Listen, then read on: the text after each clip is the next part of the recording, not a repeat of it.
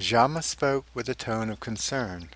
What you have believed to be thoughtful furnishing of your home has actually been a bit of energetic alchemy.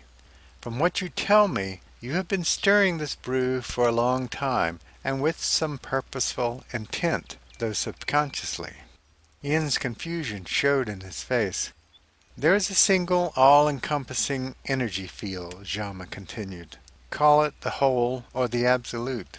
Within this infinitude are a limitless number of overlapping subsets, let's say segmented fields, that vibrate at unique ranges or frequencies. Each field is a separate reality, which more often than not remains unseen by any of the inhabitants of the other fields because of the frequency differences between them.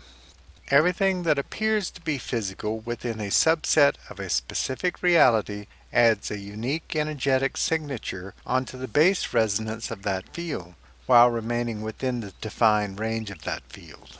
Ian nodded once to suggest that Jama go on. Let's focus specifically on a single reality, our illusory physical reality.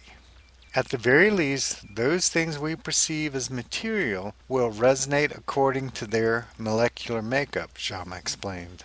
From there, every entity gives off emanations based on what it has experienced, no matter if it is physical or not, sentient or not.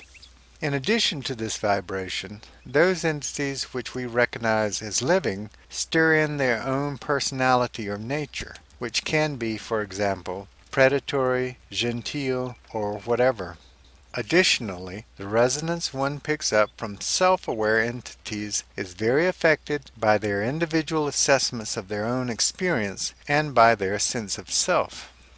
Most people have some degree of sensitivity to these psychic emanations, which varies depending on the situation and the range of vibrations they are naturally attuned to. These vibrations provoke the feeling of otherwise unwarranted pleasure you might experience when you meet certain people, or a sudden weakness that may come over you in a particular environment. When acquiring possessions, we are sometimes attracted by the resonance of the item rather than by its more commonly perceptible characteristics.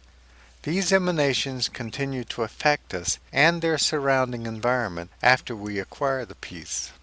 Now, more specifically to your situation.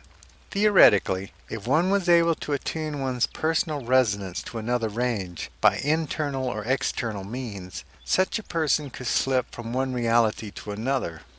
Remember back when we were talking about a base range of resonance within a reality or field?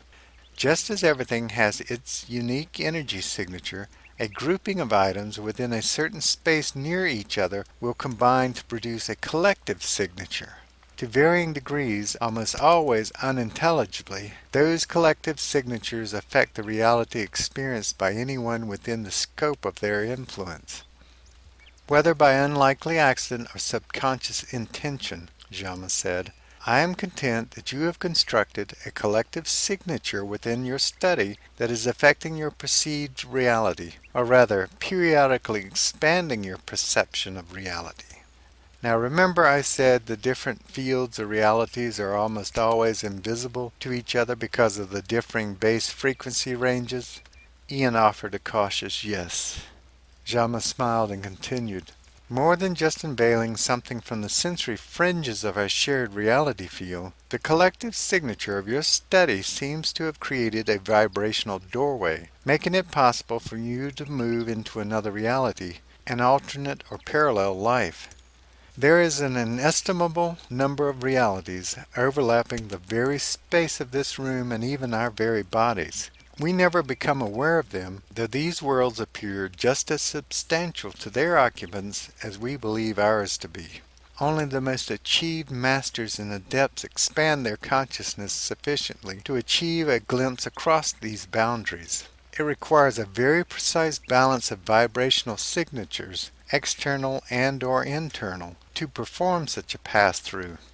It's almost impossible to stumble across exactly the right combination to produce such an access.